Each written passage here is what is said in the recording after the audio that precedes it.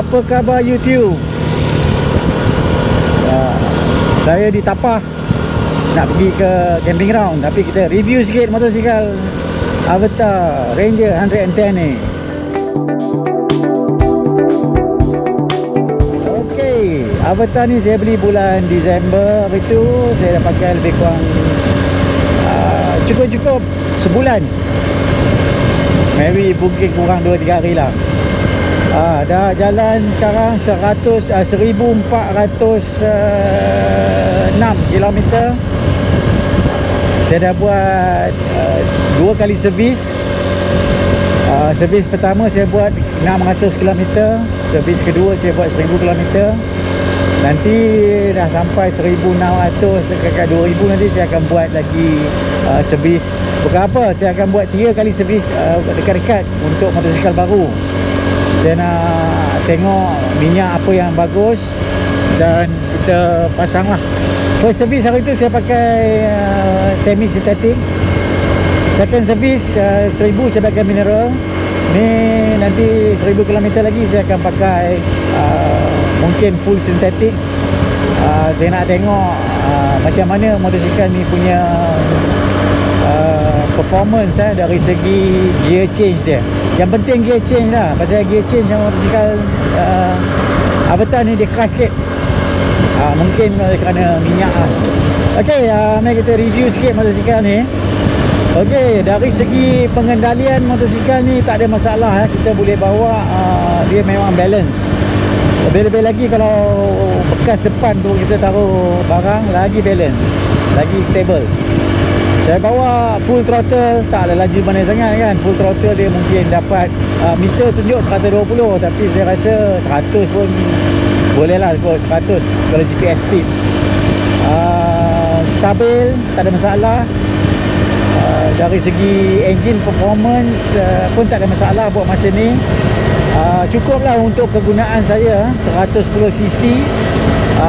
Untuk kegunaan saya adventure riding, solo camping, long distance. Sempadan tak buka. Kalau sempadan buka saya dah pergi ke Siam lah. Tapi apa pun, ini salah satu alternatif motosikal yang kita boleh pelbagaikan kegunaan dia. Kita boleh buat modification macam-macam pasal motor ni toggle. Jadi kita tak adalah susah sangat untuk buat mounting apa-apa pada motosikal Avatr Ranger ni. Macam siapa yang dah tengok video saya, nampak kan saya buat, saya taruh tangki minyak, saya taruh top box, saya taruh tangki, saya taruh kotak keselamatan dan kotak untuk taruh tool. Saya juga modify taruh USB port, windscreen, GPS mount, camera mount. Saya taruh lampu basikal dekat depan, klipkan dekat signal tu. Depan saya taruh meja untuk buat camping. Lain-lain tak ada apa. Belakang saya taruh lampu basikal aja untuk klip-klip merah. Sebab kalau waktu malam kalau kita berhenti, kita nyalakan lampu klip-klip merah tu. Dan yang hadapan saya taruh lampu basikal.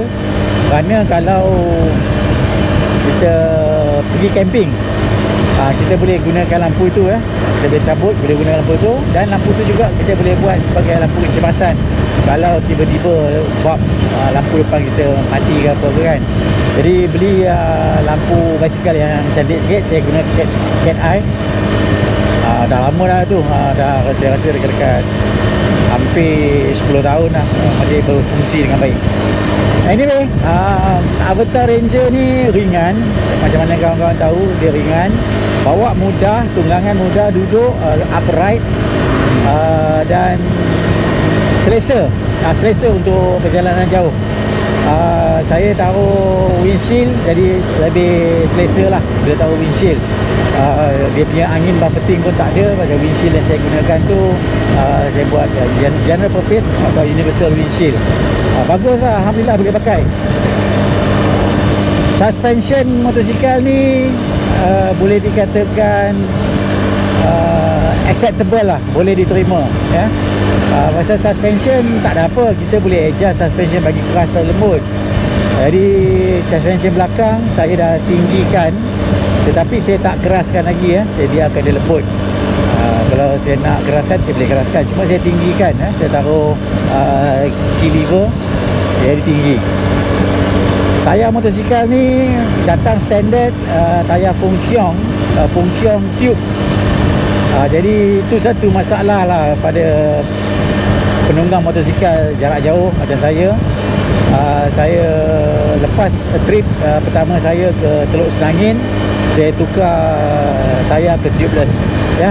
Saya perlu pakai tubeless, saya tak boleh buat apa kerana perjalanan jarak jauh. Jadi saya tukar kepada Corsa Cross Platinum, depan 80 90 17, belakang 90 90 17 ya, muat, tak ada masalah. Sprocket standard motosikal ni datang dengan 37 belakang, 14 hadapan.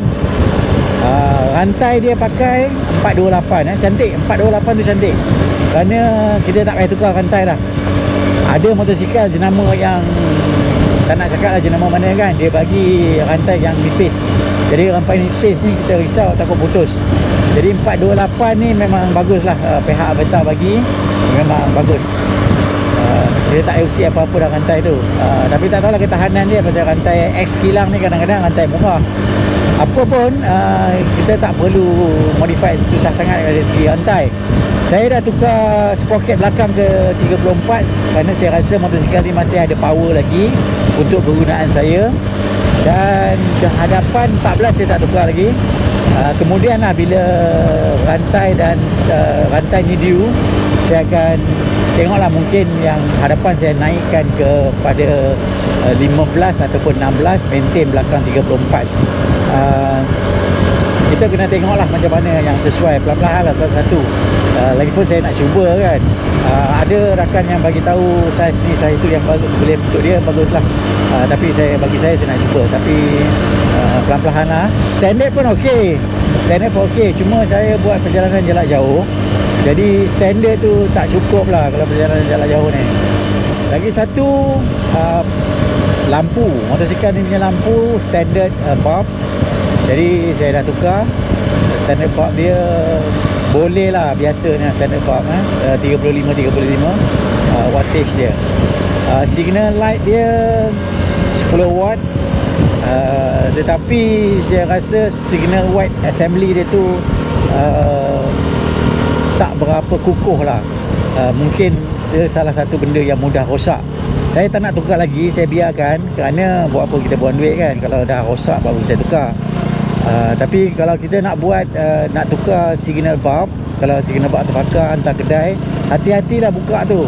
Pasal bila kualiti dia tu tak berapa baik, dia macam lebih pada macam barang mainan. Plastik itu, kita tengok plastik kita tahu plastik dia elok ke tidak kan. Jadi kita risau dia rosak lah, itu je lah. Tapi kalau kita berhati-hati, tak terlanggar, tak tersepak, tak ada langgar dengan bau ke, dia mungkin boleh tahan, tak ada masalah. Cuma dalam bulb tu, dalam tempat pegang bulb tu, bulb holder tu, dia mungkin berkarat sikit. Jadi kena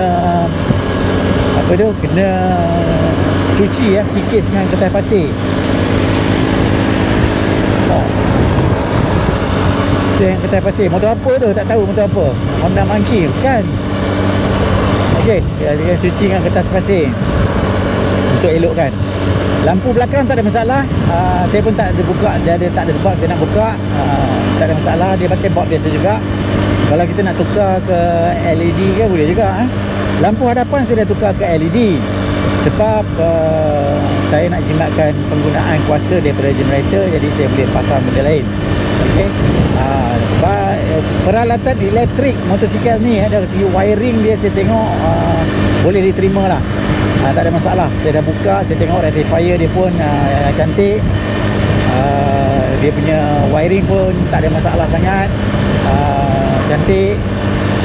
Jadi dari segi situ tak ada apa. Cuma penggunaan individu lah.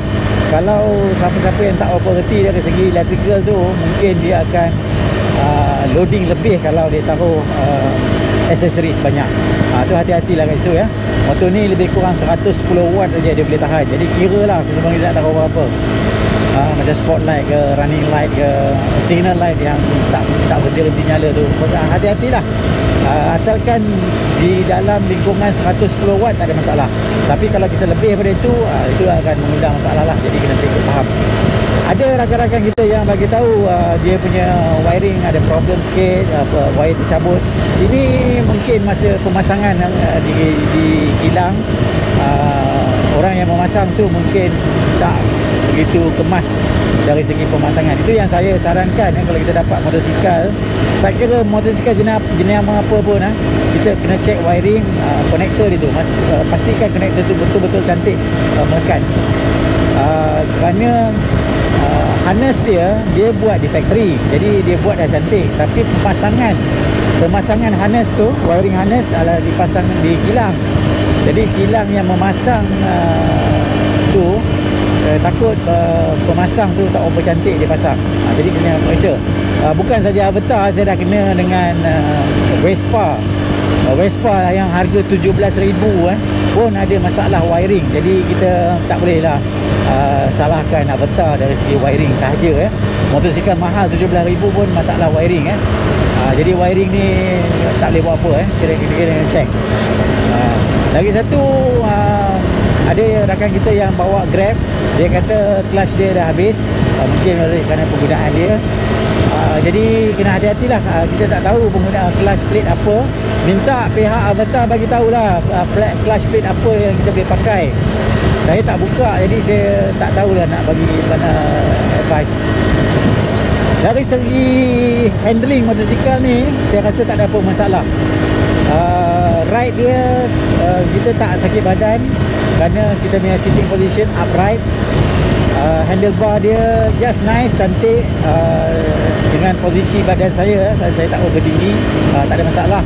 Siapa yang tinggi tu, kalau dia nak tukar handlebar, silakan lah. Tapi nak tukar handlebar, kita kena tukar banyak barang. Kita kena tukar yoke dia tu, kita kena tukar handlebar. Lepas tu bila dah tukar handlebar tu, lampu punya bracket tu dah lain. Jadi macam-macam kita kena buat. Jadi kalau kita boleh guna handlebar standard ni, baiklah guna handlebar standard. Pasal handlebar ni berfungsi, tak ada masalah. Kalau kita nak modify handlebar, itu sekadar kosmetik. Bila kita buat kosmetik, kalau kita minat ke situ, okey lah. Pasal setengah orang suka custom kan, dia nak buat cantik custom, tu okey lah. Tapi kalau sekadar kita nak functionality tak ada, functionality tak ada beza sangat, melainkan kalau handlebar ni rosak lah, patah ke apa ke, tu lain cerita. Okay, dari segi hand grip motosikal ni, dia rasa murah. Hand grip dia rasa murah, pasal plastik dia tu rasa murah. Saya tukar ke Racing Boy. Jadi Racing Boy saya tukar. Brake lever pun dia sama kategori macam EX5 punya brake lever. Kualiti pun lebih kurang sama. Saya tukar juga brake lever kepada Rapala. Bukan apa, saya nak dapat leverage yang lagi kuat untuk braking. So far motosikal ni menggunakan drum brake. Jadi drum brake ni cengkaman dia tak berapa hebat lah bandingkan dengan disc. Tetapi kita boleh lah tukar drum brake tu kepada Racing Boy. Ada kawan-kawan kita yang tukar kepada Racing Boy untuk mendapatkan cengkaman yang lebih bagus. Saya belum lagi tukar kerana motosikal ni masih baru. Bila dah lama sikit nanti saya akan tukar lah. Switch gear, ya, signal punya switch, horn switch, start switch. Ni nampak macam murah lah, macam mainan. Jadi nak tukar tu senang je. Kita boleh beli switch gear yang yang lain, kita boleh tukar. Tapi bagi saya tak perlulah. Lain pada tu tak ada apa-apa motosikal ni. Dia memang pengandalian macam saya cakap tadi memang mudah. Kita boleh buat U-turn dengan senang kerana motosikal ni satu ringan, dua motosikal ni dia punya kepakan handle tu. Kepakan handle ni memang boleh kepak lebih. Saya biasa bawa motosikal lain-lain macam Dash 125, EX5, tapi motosikal ni kepakan dia lebih banyak. Bila kepakan lebih banyak, kita boleh kawal motosikal tu dengan lebih cantik. Body dia pasal dia bukan macam underbone EX5 underbone sebatang tu. Dia body dia ada 2 batang kiri kanan, sambung ke handlebar. Sambal kalau macam motor besar ke panggil triple clamp lah. Dia sambungkan handlebar yoke kat tengah tu, dan dia terus ke belakang, dan kat situ dia akan gantungkan enjin dan semua load bearing semua kat situ lah. Saya rasa kalau ikut pada kejuruteraan lah, mechanical, chassis yang macam tu memang kuat. Chassis macam tu memang kuat. Cuma kita tak tahu sama ada dia punya pembuatan dia tu, itu je lah. Kalau pembuatan dia okey lah. Tapi chassis kalau jenis macam tu memang kuat. Kalau dia gunakan besi yang kuat, memang kukuh. Lain-lain motosikal ni, bateri dia standard bateri. Charging system pun saya test, buat masa ni tak ada masalah. Macam saya cakap lah, jangan load lebih-lebih. Motosikal ni pada saya boleh belilah kalau pihak Avatr masih maintain harga yang kata orang marhain, dan pihak Avatr yang paling penting bawa lah spare part. Kerana kalau tak ada spare part, macam saya cakap, motor bagus macam mana pun kalau tak ada spare part, tak guna. Buat masa ni, ini salah satu motosikal yang kita boleh beli dan kita boleh modify sesuka hati. Macam-macam kita boleh buat. Jadi itu yang bagus. Kita nak modify, taruh tangki minyak, taruh tong, taruh itu, taruh ini, buat camper bike, semua boleh. Jadi untuk mereka yang rasa-rasa nak satu motosikal adventure, belasahan, saya recommend Avatr ni. Avatr. Tapi jangan tanya saya tahan ke tidak, pasal macam saya cakap, baru sangat lagi. Kita kena tunggu tempoh warranty dia habis, baru kita tahu okey ke tidak. Tapi apa pun, buat masa ni, buat sampai sekarang ni, saya puas hati lah Avatr ni. Dia punya enjin pun cukup kuasa dan taklah begitu kasar sangat. Kalau kita bandingkan dengan Honda, memang Honda lagi smooth. Avatr ni tak apa smooth. Tapi itu semua tu relatif lah. Kalau kita bandingkan Honda dengan Yamaha, Honda lagi kasar. Jadi itu semua tak penting. Bunyi enjin ni dia tak bunyi mampat. Macam bunyi Honda dia bunyi mampat sikit. Bunyi Honda ni, bunyi motosikal Avatr ni mungkin bunyi ringan. Jadi bila bunyi ringan, mungkin komponen dalam enjin tu, komponen yang digunakan komponen ringan. Itu je lah. Tapi apa pun, YouTube sampai sini sajalah. Saya nak switch off video, dan ini sajalah review ringkas saya mengenai Avatr Ranger. Terima kasih.